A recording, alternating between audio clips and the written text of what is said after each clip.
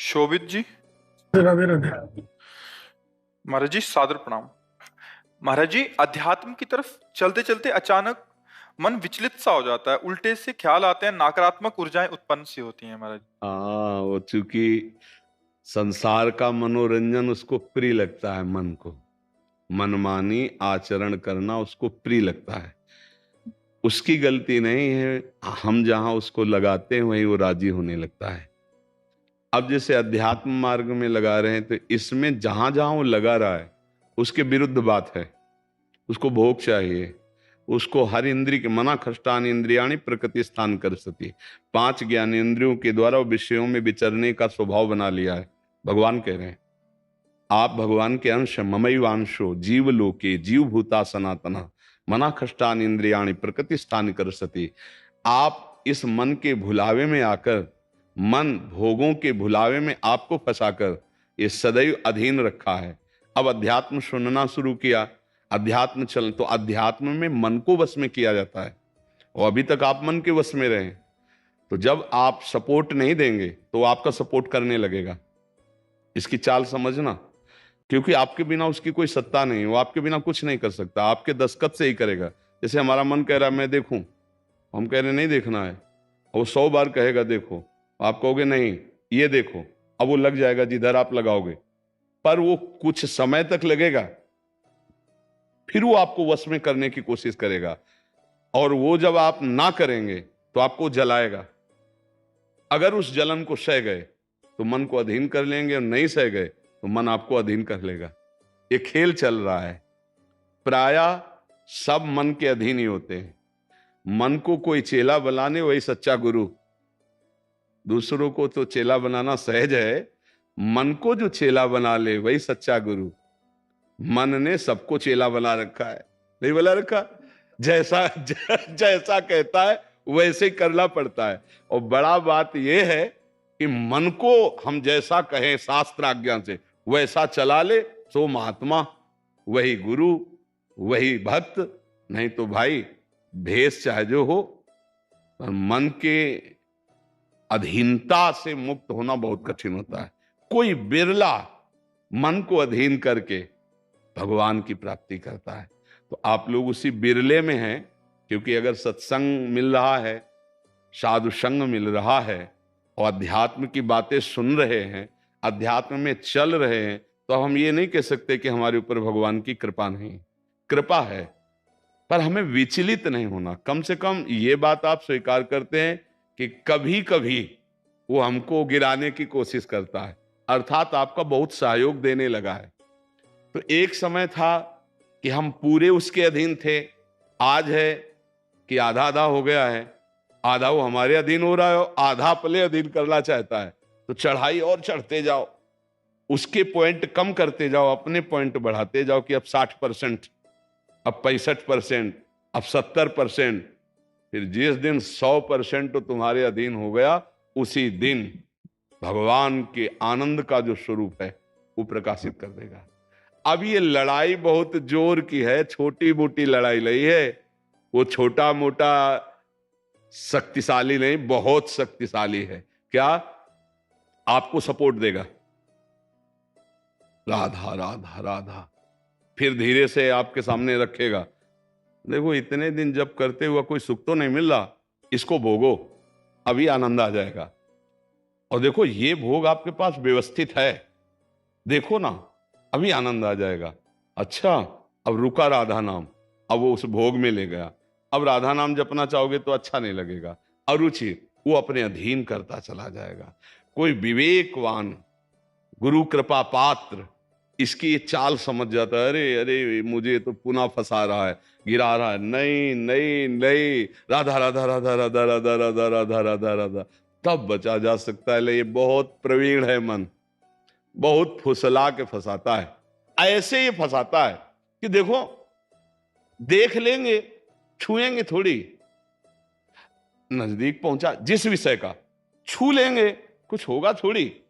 और धीरे धीरे धीरे वो तुम्हें लगेगा कि यार गलती हो गई, ऐसा क्यों हो गया, ऐसा यूं हो गया कि उसकी चाल को नहीं समझ पाए हम, उसकी चाल को नहीं समझ पाए। हर एक इंद्री के साथ ये जुड़ा हुआ है। ये सुन लेंगे, ये देख लेंगे, ये छू लेंगे, ये भोग लेंगे, इन्हीं इंद्रियों के कारण हमें परमात्मा प्राप्ति नहीं हो रही। यही इंद्रियां भोगों में फंसाए हुए हैं और उसका मुखिया ये मन है। और ये बहुत चतुर मंत्री है आपका मंत्री, पर ऐसा समझ लो कि भोला राजा और चतुर मंत्री, तो उसकी दुर्दशा कैसी होती राजा की। जो सलाह देता है वैसे ही कर देता है और वो फंसता चला जाता है। और मंत्री अपने को बलवान बनाकर केवल नाम मात्र का राजा उसको बनाए हुए सारा काम वही कर रहा है। देख लो आप, नाम मात्र के आप जीवात्मा भगवान के अंश हो, सारा काम वही मन कर रहा है। हमारा मन कर रहा है आज ये खाएं तो हम खाएं, नहीं, ये मन की मांग है, तेरी मांग नहीं है। लेकिन ऐसा कौन भेद पैदा कर पाता है। अब मेरा मन कह रहा है आज ये देखा जाए, तो अब भाई देखा जाए। मेरा मन कह रहा है, तो कभी कभी मन अच्छा सपोर्ट करता है। जैसे आपको मन ने ही कहा चलो चलते हैं सत्संग में, बाबा के पास बैठते हैं वृंदावन में, तो अच्छा सपोर्ट दिया ना। वो सपोर्ट ना देता तो आप नहीं आ पाते। बस इसको अच्छे सपोर्ट के पॉइंट में लगाते रहो। और जब बुरा सपोर्ट करे उस समय सहना बहुत कठिन होता है। अगर मन ने ठान लिया कि अब ये करना है और आपने कह दिया ना, तो आपको जलाना शुरू करेगा। और उस जलन को जो सह गया, यम ही न व्यथ्यन्ते पुरुषम पुरुषर्षव सम दुखा सुखाधीरम स्वमृतत्वाय कल्पते, उस जलन को जो सह गया सो भगवान को प्राप्त करने की सामर्थ्य रख लेता है। बहुत कठिन है मन की जलन को सहना।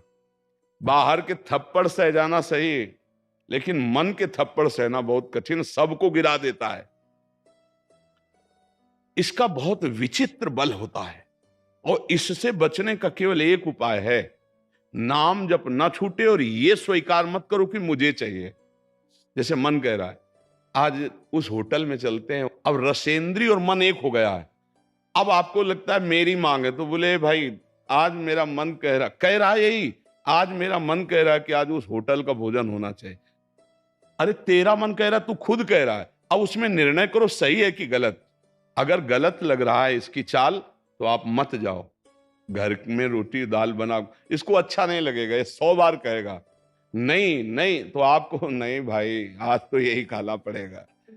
कल भले विचार करेंगे, कल विचार करेंगे आपकी बात पर आज नहीं, आज तो ऐसे बस में करना होता है। एक साधु के मन में आई कि खीर मिले, बहुत दिन से नहीं मिली। मन है कभी कुछ भी सोच सकता है, बहुत व्याकुलता हो गई, बस खीर खीर खीर। तो एक भगत के यहां गए, 10-5 गाय भैंस बंधी थी। उन्होंने कहा कि आपकी श्रद्धा है संतों पर। उन्होंने कहा महाराज आदेश कीजिए। तो बोले 10 संतों के लिए खीर बना सकते हो आप? बोले 20, घर का दूध है, हम 20 संतों के लिए बना देंगे।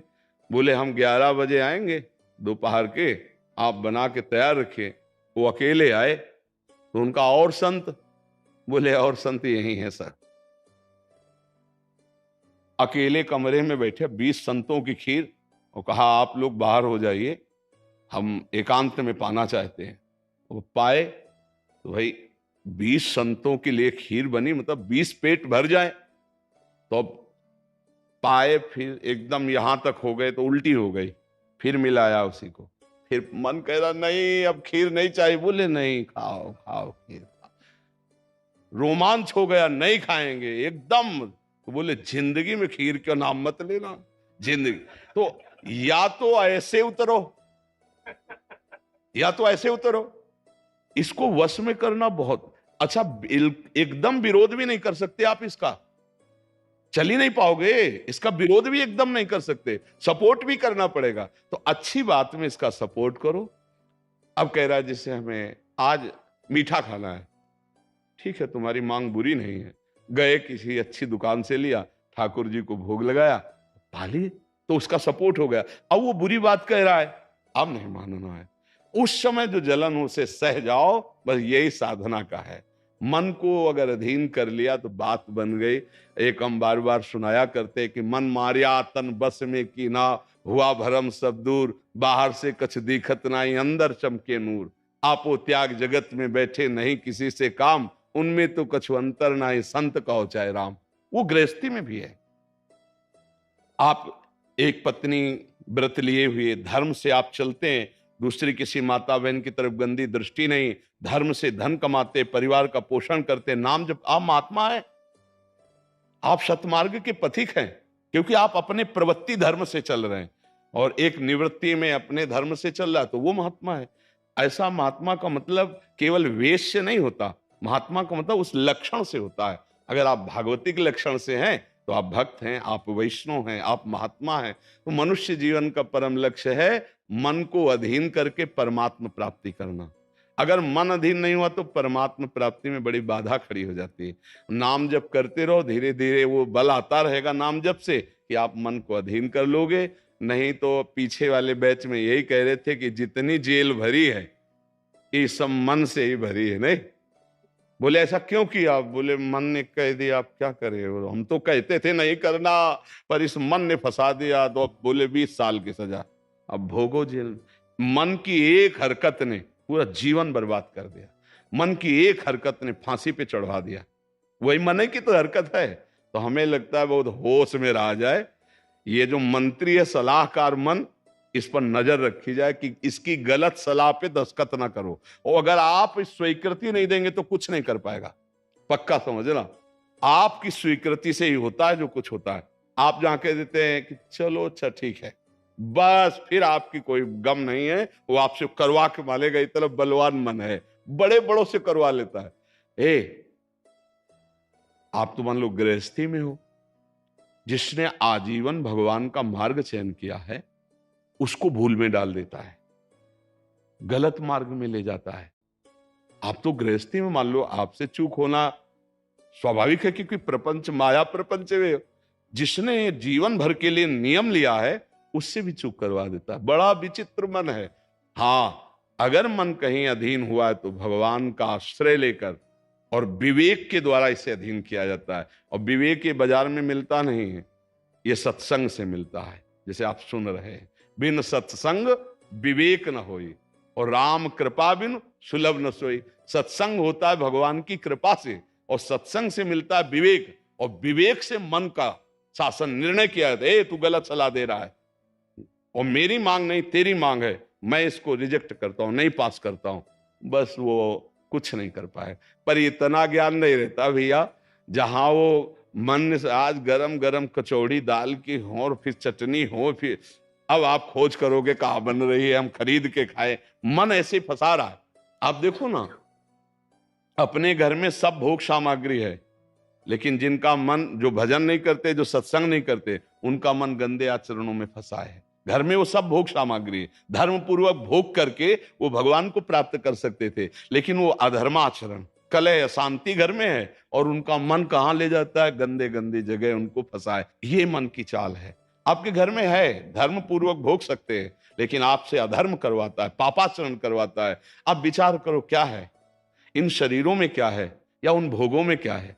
कितना भोगोगे? चाहे जितना भोग लो, कभी तृप्ति होने वाली नहीं। और धर्म से चलोगे तो एक दिन इनसे निवृत्ति हो जाएगी, तृप्ति तो नहीं, निवृत्ति हो जाएगी और आप प्रभु को प्यारे, प्रभु के प्रियजन बन जाएंगे। यही मनुष्य जीवन का लाभ है कि हम कमाई करने आए धर्म की, पुण्य की, नाम की, भगवान का नाम जप करके मंगल करने की, पर ये दिमाग में नहीं रहता और यही लगता है जितना धन हो जाए, जितनी भोग सामग्री हो जाए, खूब भोगे, मौज से जिए। पर अधर्म आचरण करने वाला कभी मौज से नहीं रह सकता। ये शब्द याद रखो, चिंता, भय, शोक, घबराहट और दुख, ये उसको कभी छोड़ेगा नहीं जो पाप कर्म करता है। अचानक बेमतलब की कल्पना भय की सवार रहेगी और धीरे धीरे वो मन डिप्रेशन में पहुंचने लगता है। क्यों? क्योंकि पापाचरण हो जाता है। और घर के किसी व्यक्ति से ठीक से बात नहीं करेगा। क्यों? अंदर से डिस्टर्ब हो चुका है। ये क्यों हुआ? बोले पापाचरण से हुआ। आज बहुत ज्यादा लोग डिप्रेशन में जा रहे हैं, बहुत ज्यादा लोग। इसका कारण जानते हो क्या है? यही मनमानी आचरण। मनमानी आचरण बचपन से शुरू हो जाता है, गंदा आचरण, गंदा व्यवहार, और वो दिमाग काम नहीं करता। एक प्रियता हमारे अंदर होती है कि कोई हमें प्यार करे, आप समझ ना। एक हमारे अंदर प्रेम की मांग होती है कि कोई हमें प्यार करे। नौ किशोर अवस्था में, जब यौवन अवस्था का, अगर उस समय हमें गलत संग मिल गया तो विक्षिप्त हो जाता है चित्त। अच्छा, प्यार कोई समझ पावे तो मुश्किल की बात है, प्रेम का निर्वाह तो सिर्फ भगवान करते हैं, या भगवान प्रदत्त ऐसा कोई दे दे जो प्रेम का निर्वाह करे। नहीं, अपने हृदय से जिसको हम प्रेम करते हैं और वो कहीं दूसरी जगह देख रहा है, अब विक्षिप्त हो जाएगा वो व्यक्ति, नहीं हो जाएगा। और ये प्राय बहुत तायत में हो रहा है। क्यों? क्योंकि पूर्व संस्कार बन गए। अच्छा, जैसे देखना, बॉयफ्रेंड गर्लफ्रेंड, ब्रेकअप, फिर बॉयफ्रेंड, फिर गर्लफ्रेंड।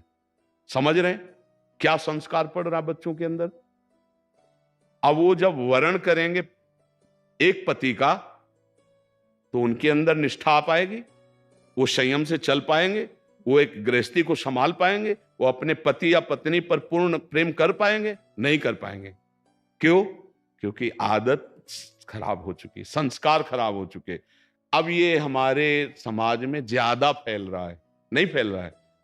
अब जहां मन को संयम में लाने की बात आती है, वहां मन को तो हमने पहले ही रद्दी कागज बना दिया, पहले ही हमने उसको गंदा कर दिया।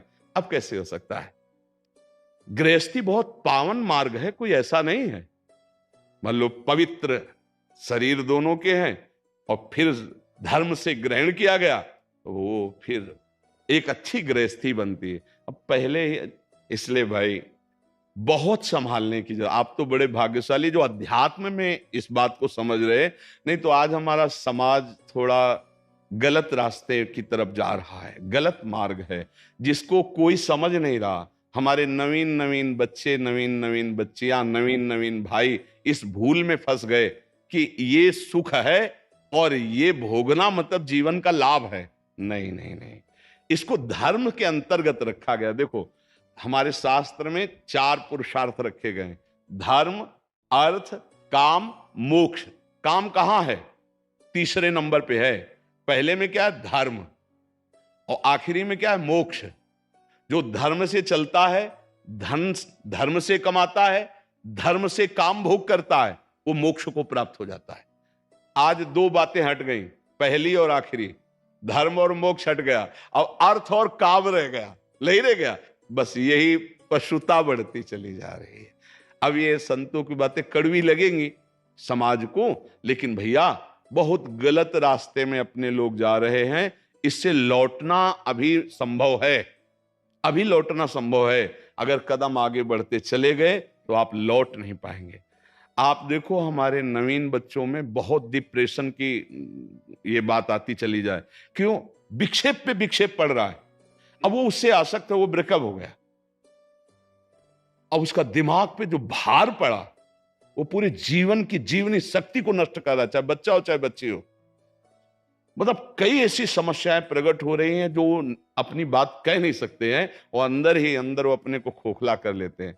हमें लगता है कि माता पिता को, परिवार को इन समस्याओं से, बच्चों से जुड़कर उनको हटाना चाहिए, उनको शिक्षा देनी चाहिए, उनको ऐसा मित्रवत बल देना चाहिए जिससे उनकी मानसिकता उभरे। अगर ये छूट बनी रही, इसे कहा जाता है दोस्ती, लेकिन भारी दुश्मनी फैल रही है, भारी हमारे जीवन का नाश करने वाली वृत्तियां फैल रही।